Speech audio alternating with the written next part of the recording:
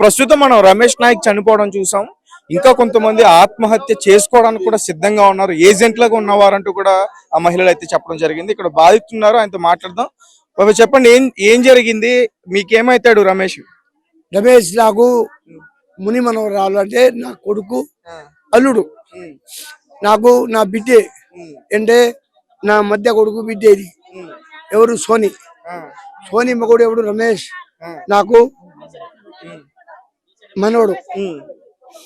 అంటే ఈ మనవడికి తెలియదు, ఈ బిడ్డకి తెలియదు. ఆడు వద్దిపట్ల రమేష్ అంటే వద్దిపట్ల మధు ఏం చేసిండు?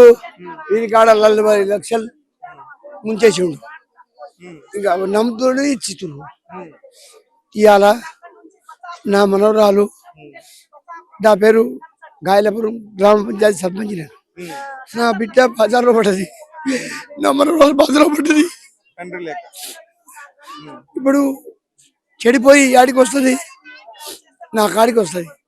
ఇప్పుడు ఇంకో మొగోడు చేయాలంటే ఆడ చెప్పాలి. వాడు చెడిపోయిండో ఏమైండో. రమేష్ మంచోడు. నా బిడ్డని ఇద్దామని ఇచ్చాను, నా బిడ్డని ఇచ్చాను, నా కొడుకు బిడ్డని ఇచ్చాను. రమేష్కు నేను నమ్మాను. రమేష్ మంచోడు. ఈ లంచోడుకు ఇంత దొంగతనం చేసి నాకేం తెలుసు? అయితే మంగళి ఈ ఇష్యూలో నాకు సంబంధం లేదని చెప్తుంది. మంగళి దొంగది. ఆ మంగళి పాట పాడే మంగళి దొంగదది. దొంగ. నో ప్లీజ్ వాట్ కమిన్ హాప్. ఆ మంగళి కూడా దొంగదే. ఇలా పాటర్రో అందరు ఇట్లాంటి ఇంకా చాలా మంది మా అల్లుడు లాగా చాలా మంది అట్లా. ఇప్పుడు చనిపోయిన వ్యక్తి మీ అల్లుడా? మీ బిడ్డని ఇచ్చారు. ఫస్ట్ భార్య చనిపోయిన తర్వాత మా బిడ్డని ఇచ్చినాం. మా బిడ్డని ఇచ్చినాక ఇక్కడ ఉండి మళ్ళీ తర్వాత హైదరాబాద్ పోయి సెట్ అయ్యి ఏదో ఆటో ఏదో ఒకటి నడిపించుకొని బతుకుదామని ఫస్ట్ లారీ మీద ఉండేది. ఇక వాళ్ళ భార్య చనిపోయిన తర్వాత మా బిడ్డని ఇచ్చిండు. మా అల్లుడు మంచోడు, చాలా మంచోడు. అందుకనే ఇంక మా పాపని ఇచ్చిన తర్వాత పెళ్లి అయినాక హైదరాబాద్ వచ్చారు. హైదరాబాద్ తర్వాత ఇక ఇల్లు వాళ్ళు ఈ తండవాళ్ళు చాలా మంది ఆయన దాంట్లో బాలాజీ దాంట్లో పైసలు పెట్టిరు. అమౌంట్ ఇచ్చిన తర్వాత ఇక వీళ్ళు వాళ్ళందరు పెట్టిరు. నేను కూడా ₹1 ఎక్కువ వస్తాయి, నేను కూడా బతకాలని అనేసి మా అల్లుడు కూడా ఇంకా మా చుట్టాల దాంట్లో మా తమ్ముడు ఇచ్చిండు. మా పాలల దాంట్లో ఏడ పైసలు ఉంటే ఎవరిస్తే వాళ్ళ దగ్గర తీసుకొచ్చి 40 లక్షల దాకా ఆయనకి ఇచ్చిండు బాలాజీకి. ఇంకా 2 నెలలే ఇచ్చిండు మిత్తి. తర్వాత ఇంకా అప్పటి నుంచి ఆ పైసలు ఆగిపోయినాయి.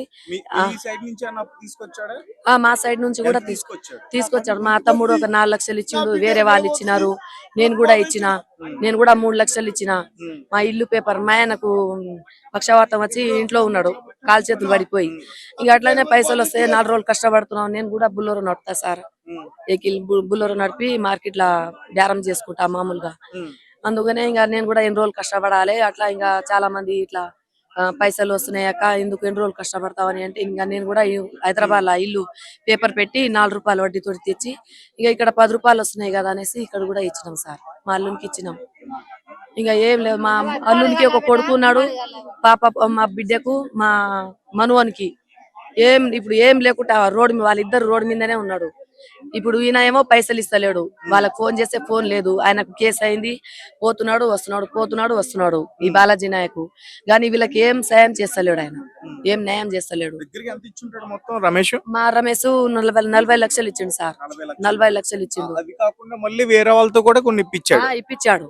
వేరే వాళ్ళ దగ్గరనే ఇప్పించినాడు. ఈయన సొంతంగా పైసలేం కాదు, కొన్ని గోల్డ్ పెట్టి ఇచ్చిండు, కొన్ని ఇంకా వీళ్ళ దగ్గర వాళ్ళ దగ్గర మనోళ్ళు ఉంటారు కదా, పాలోలు చుట్టాలు, ఇంకా మా అమ్మాయి వాళ్ళ తరపున మా తరపున అందరు దగ్గర తీసుకొని 5 తీసుకొని అన్ని మొత్తం 40 లక్షల దాకా ఇచ్చిండు.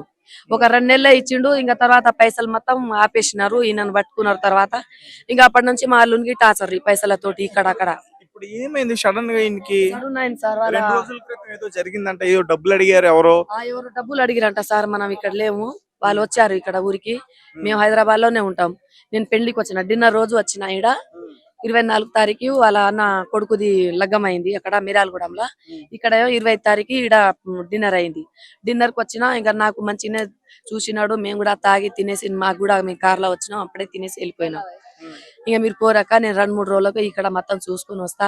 అన్న లేడు కదా, అన్న కొడుకు పెళ్లి ఉంది కదా, మనమే చూసుకోవాలి అనేసి ఇక ఆయన మాకు పంపించిండు. ఇక వాళ్ళు ఇక్కడ వెనకాల ఇంకా వాళ్ళు లెక్కలు గిక్కలు అన్ని ఉంటాయి కదా సార్ పెళ్లి చూసుకొని వచ్చేస్తారు కదా. ఇవాళ వచ్చేది ఆయన హైదరాబాద్ కి. మా తమ్ముడు ఏమో దావా చేస్తున్నారా రమేష్ అంటే సరే ఇలా వస్తా తమ్ముడు అని చెప్పినాడంట. ఇంకా ఇవాళ వచ్చేది వాళ్ళు. పొద్దుగాల ఎట్లా జరిగిందా? పొద్దుగాల 4 గంటల నుంచి ఇంకా ఆయనకు ఎట్లా జరిగిందో మనకు తెలియదు. టెన్షన్ ఫీల్ అయింది, టెన్షన్ అయింది. 3 గంటల రాత్రి నుంచి నాకు ఇక్కడ గుండె నొప్పి అవుతుందని మా అమ్మాయి ఛాతీలో నొప్పి అవుతుందని అమ్మాయికి లేపినాడంట. అయితే అమ్మాయి నీళ్ళు తాపించిందంట, ఇక్కడ మొత్తం మసాజ్ చేసిందంట. ఇంకా వాళ్ళ బావ వాళ్ళు ఎవరు ఉంటారు, మా వాళ్ళు మా బంధువులు ఎవరు లేరు, వాళ్ళ బావలకు వాళ్ళ ఏరాలకి వందలకి లేపిందంట. ఇంకా వాళ్ళే తీసుకుపోయారంట హాస్పిటల్. తీసుకుపోతే మధ్యలోనే అయిపోయింది అని చెప్పిరంట. మార్గ మధ్యంలో చనిపోయాడు.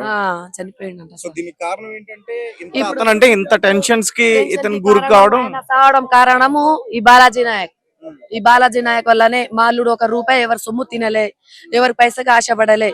ఈ బాలాజీ నాయకే ఆయన పానంకి కారణం. ఆయననే జీవితం ఆగమైపోయింది. కొడుకు కూడా ఆగమైనాడు. ఇప్పుడు ఆ కొడుకుకి ఆ పాపకి ఏం సాయం చేస్తారో మీరే చేయండి సార్. మా పరిస్థితి కూడా మంచిగా లేదు. మా ఆయన కూడా ఇక్కడ బ్రెయిన్ కి దెబ్బలు తగిలి ఆయన కూడా పక్షవాతం వచ్చి ఇంట్లోనే ఉన్నాడు. ఇంకా మా అల్లుడు మంచోడు అని మా అల్లుడు తరపు పాపకి ఏం లేదు సార్. 1.5 సంవత్సరం అయింది మేము పాపకి పెళ్లి చేసి. ఒక కొడుకు ఉన్నాడు, ముందు భార్య కొడుకు ఉన్నాడు.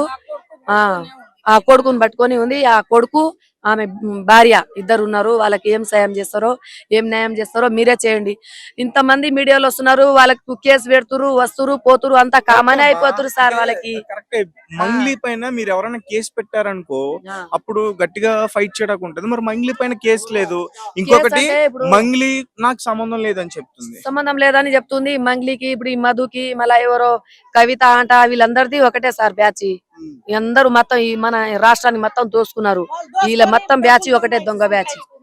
సంపాదించుకున్నారు వాళ్ళ గట్టికి. ఇప్పుడు జైలుకి వెళ్తున్నారు, వస్తున్నారు. వాళ్ళకు మామూలే అయిపోయింది. ఇప్పుడు లేనోళ్ళేమో ఇప్పుడు ఇట్లా వెళ్ళారు, వచ్చిర్రు వాళ్ళకు నార్మలే అవుతుంది అంతా.